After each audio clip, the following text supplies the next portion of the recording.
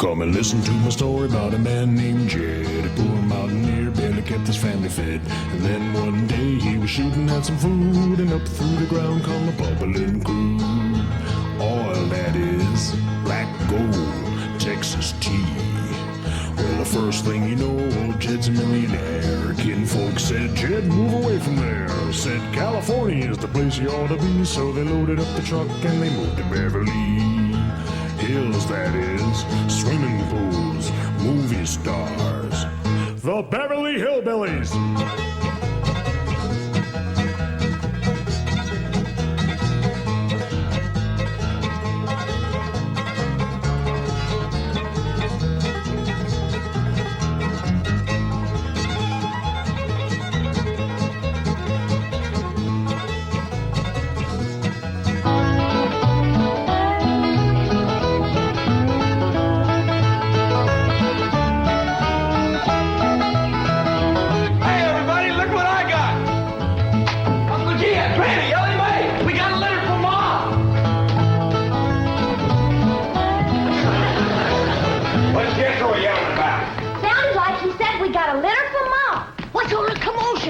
Elly says Jethro says Pearl sent us a litter. A litter of what? Did you hear what? No, but I bet you it's kittens. Kittens. Pearl's always trying to give away kittens. Well, there y'all are. Where's the kittens, Jethro? What kittens? Didn't your ma send us some kittens? Just a minute. No, just a letter. Jethro, how could you think that kittens would... Well, come on, sit down. Let's hear what Pearl's got to say.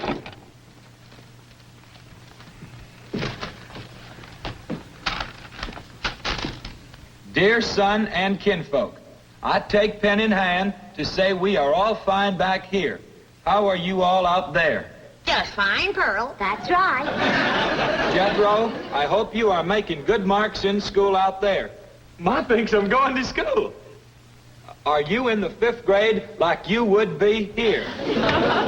Doggy, Jethro, I clean forgot about putting you in school. We're going to have to get you started today. Can I go too? Well, now, I think Miss Hathaway's got plans to put you in some girls' school. Can I go too? Jethro, I just said it was a girls' school. That's why I want to go.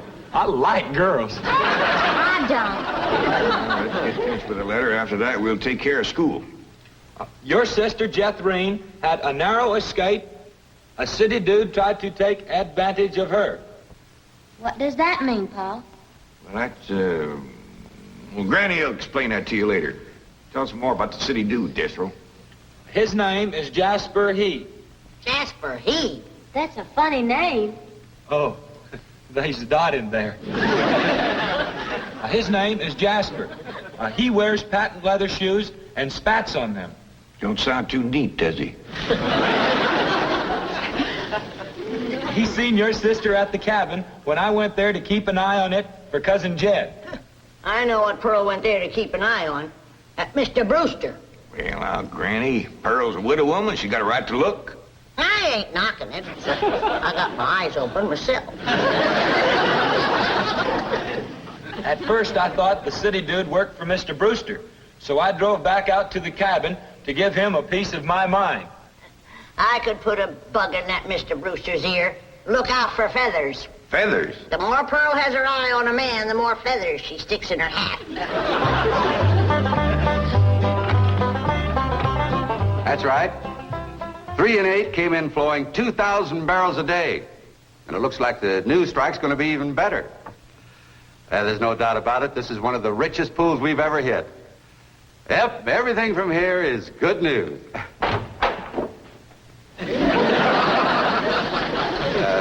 Well, not everything. I'll call you back.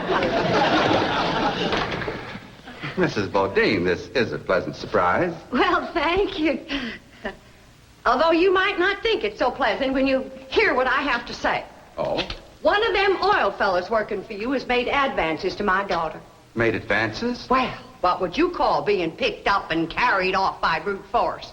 Well, I'd call that making advances. What's his name? Jasper Depew. Jasper Depew.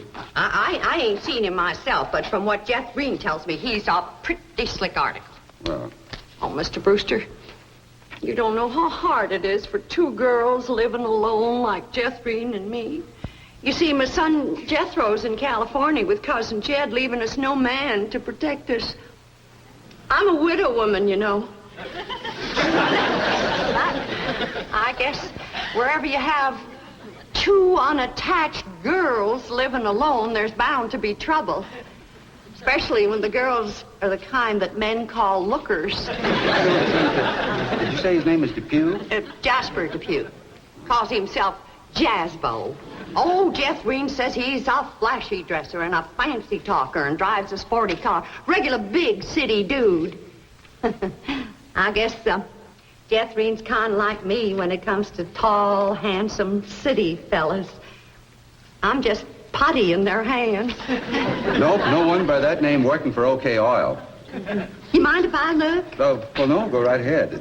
I'm bound and determined to find the rascal that trifled with the affections of my sweet, innocent, helpless baby girl. Ma! Jethrine, I thought I told you to stay in the buggy. I seen Jasper Depew coming. Here? Yes'm. Oh, well, thank goodness we got Mr. Brewster to protect us. Oh, there he is. Mr. Brewster throwed his arms around me and held me in his strong embrace. What's an embrace, Paul? Well, that's when folks kind of twine their arms around one another. You mean like wrestling? It's sort of like wrestling, except they ain't mad. It's like wrestling for fun. Yeah, I reckon you could see that. Then we heard a knock on the door, and we knowed it was Jasper he. Better look for that dot again. Oh, yeah. We knowed it was Jasper. He was there to get Jethrine. Her beauty had set his heart to burning with flaming desire. What's flaming desire, Paul? Well, Granny will explain that to you later. Well, I'll try. But you're sure counting a heap on my memory.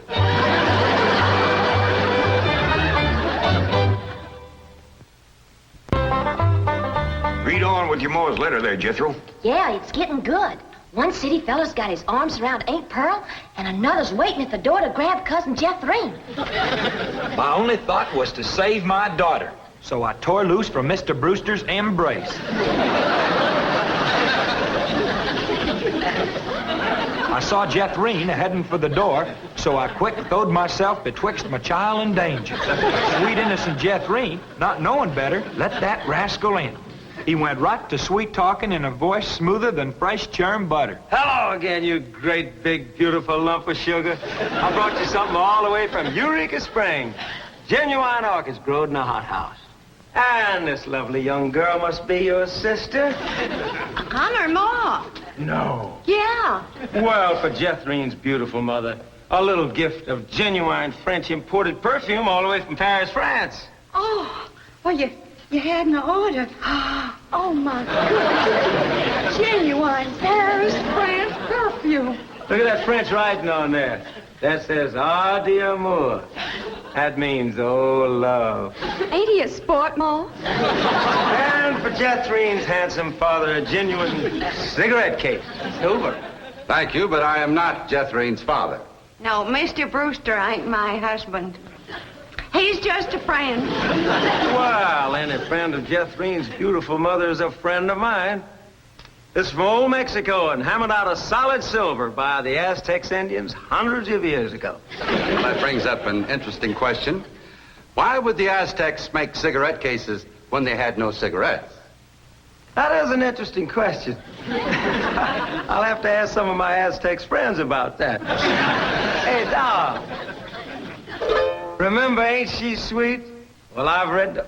Hey, what happened to your orchids? Nothing. I ate 'em already. You mean you ate all them expensive orchids? Mo, you should have spoke for one. They wasn't very filling. Ain't she sweet? From her head down to her feet. And that's a long way. But I ask you very confidentially, ain't that baby sweet? ain't she large? But she gives me such a charge. I ask you very confidentially, ain't that baby large? She stretches out in all directions. I'm in a shout. Lord, that's perfection. Are you with me? Ain't she keen? Well, that's the most I've ever seen. And I'm here to tell you I'm her ding-dong daddy, and she's my queen. And she is king-size, my Jethrine. Lots of mama, my Jethrine. She carries me away.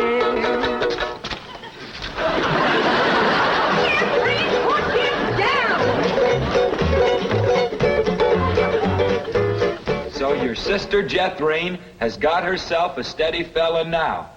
He says he is going to ask for her hand someday. I hope he will take the rest of her, too. Ha ha. Give my love to all and be a good boy. I am going out now to mail this letter and get some more feathers for my hat.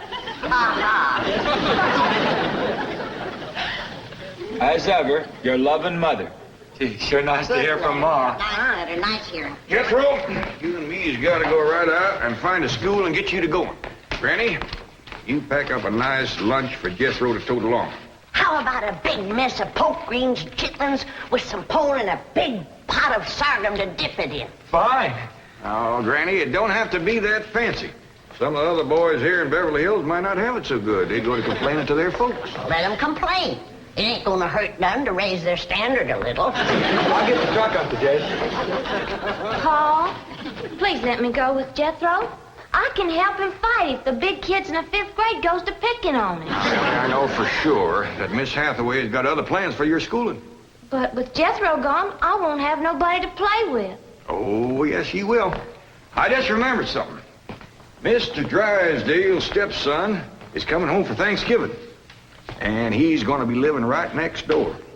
And you can play with him. Mr. Drysdale gave me some pictures of him. Here's some pictures of Sonny. That's what they call him, Sonny. He's been going to a lot of schools, and you ought to know some real good games to play. Ain't he something? Yeah, but what? Why, he's a boy. Are you sure? Elly, just because he's wearing... Well, there's Jethro. Now, you keep thinking about how much fun you're going to be having with him right next door. You know, he does kind of favor that movie actor, Rudolph Valentino. Here's Jethro's lunch.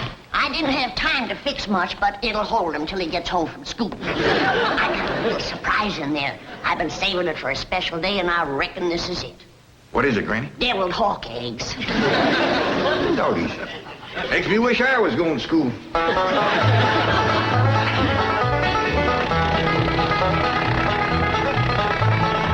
all right. Millicent, Schuyler, and Potts. I reckon them 3 is the teachers. 3 teachers. Must be awful big school. I'll say. Well, let's go in there and get you started. There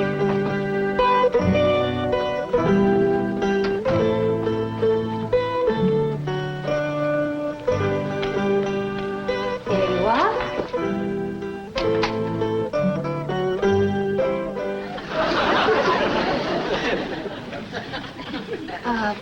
May I help you? Well, reckon maybe you can. Diana, someone has parked a most disreputable-looking vehicle outside my window. Perhaps it was these gentlemen. Oh?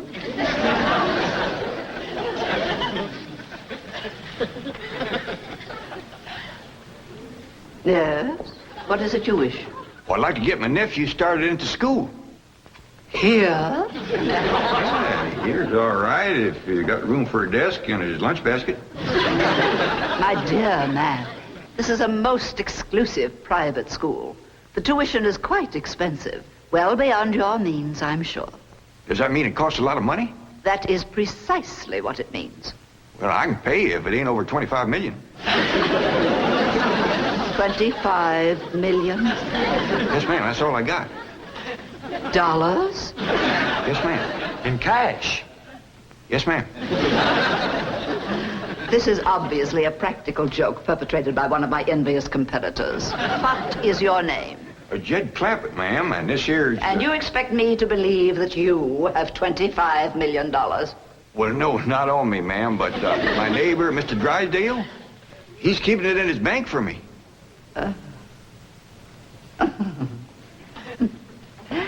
Get me Milburn Drysdale at the Commerce Bank. You see, it just so happens that Mr. Drysdale holds the mortgage on this school, so we are very well acquainted. Hello. I'd like to speak with Now, Milburn Drysdale. if you wish to admit that this is a hoax and be on your way, we will forget the entire incident. Otherwise, you may be liable to some sort of action for invasion of private property and impersonating a millionaire. Mr. Drysdale is coming on the line now. Thank you. This is your last chance, Mr. Clampett. My next call will be to the police. Very well.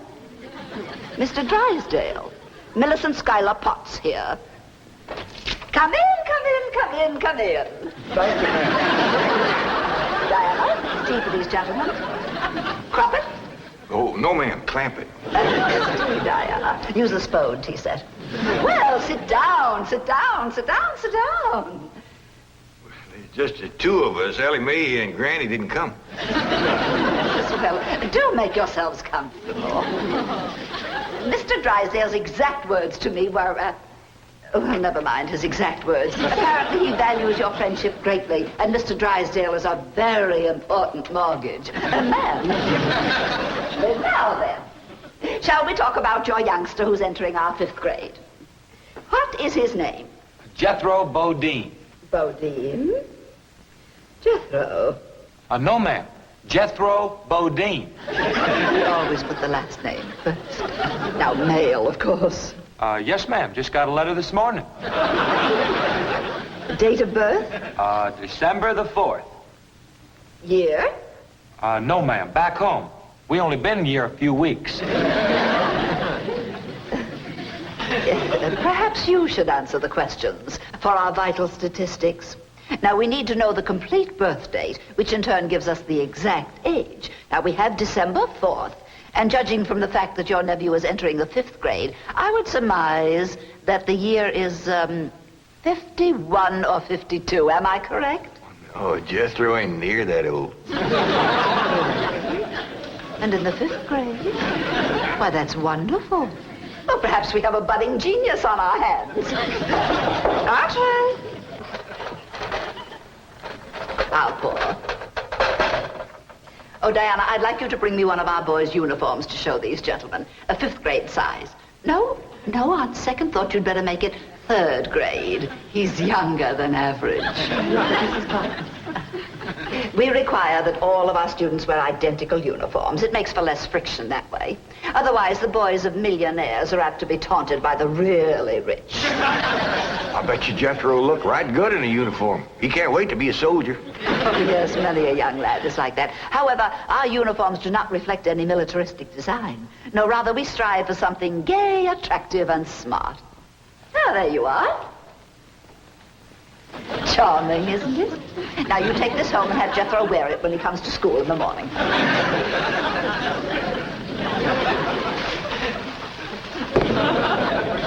Wear this? Afraid Granny will have to make considerable changes in this before it'll fit Jethro. So tiny? Ma'am. And in the 5th grade? Why, the boy must be a genius. Well, you may be very sure that we will bring him out. If he wears this, he'll bust out. Now then, how do you gentlemen like your tea? We don't know, ma'am. We ain't tasted it yet. Oh, you are the fun-loving one, aren't you?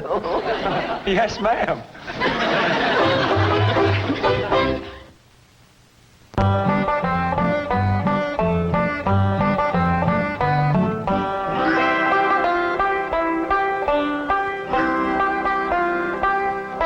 Granny, here's Jethro's school clothes. You want me to help let him out? Oh, well, thank you, Elly, but let's see what has to be done. Maybe they fit him already. That's supposed to be a hat? I reckon so. What's that? Well, Jethro said it stands for Potts. Pots? That's the school he's going to. Pot school. Hell, he'll be learning a good trade. If there's something folks always needs, it's pots. Jethro can make you some dandy new ones once he catches on to it. Who in the Sam Hill is supposed to wear that? Well, Jethro, I reckon. Jethro couldn't have wore that at 3. Paul said it'd take some letting out. Letting out? There ain't enough seams in the whole world to let that out. How's it going, Granny? Are you getting my uniform already? Jethro Bodine? No, Granny. Over to school, it's Bodine Jethro. Elly May, leave the room. Ain't you got no shame running around here in your underpants? Granny, these ain't underpants. They swimming trunks. You wrap that towel around you before I cut a switch. But, Granny, Miss Hathaway says... I don't care who says what. I'll be glad when your ma gets out here to take you in hand and to make you some school clothes. These things ain't never gonna fit. But, Granny, I gotta have these in the morning. It's a rule. All us kids over there's gotta wear these. And that coat, too. Yeah. I sure wish your ma was here with her sewing machine. Pearl's a whiz at making clothes. Now that you're going to be keeping company with Jasper Depew, you're going to need some nice clothes. I like the little fella, Ma. I'm glad, Jeffrey. But you got to stop picking him up all the time.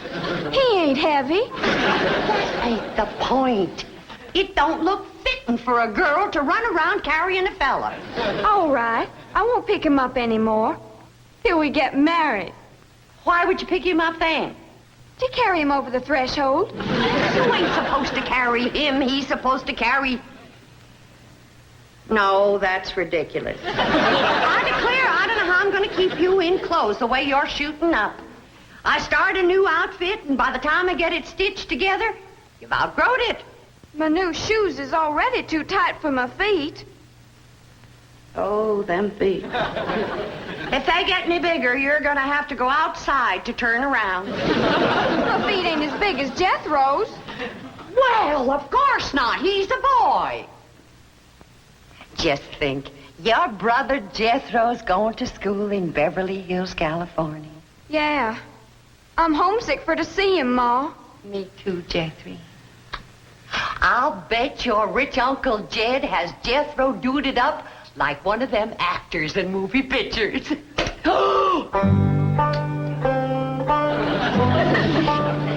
I can't understand these Beverly Hills schools. Wearing that uniform ain't gonna make you no smarter.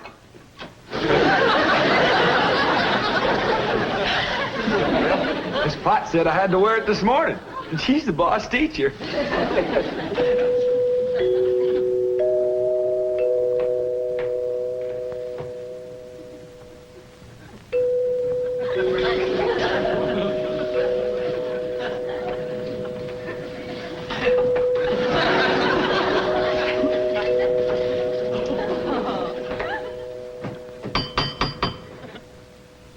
Dang, if Jethro ain't right.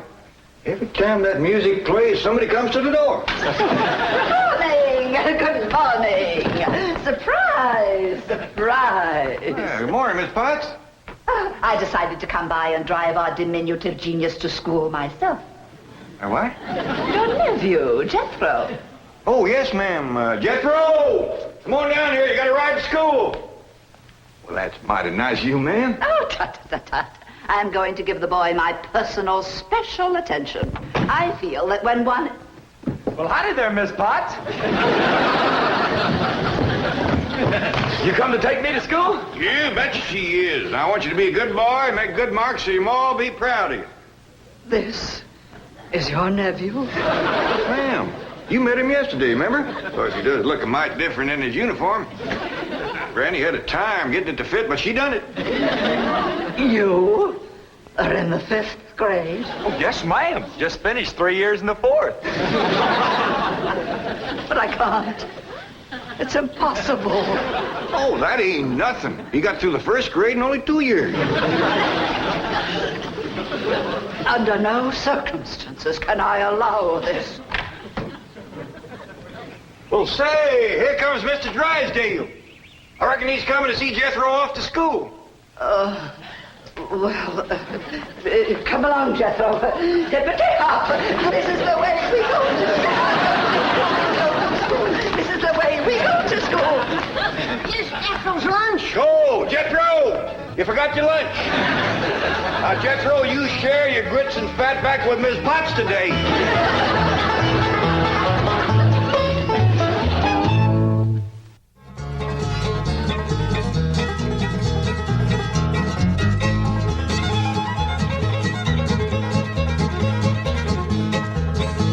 Well, now it's time to say goodbye to Jed and all his kin. They would like to thank you folks for kindly dropping in.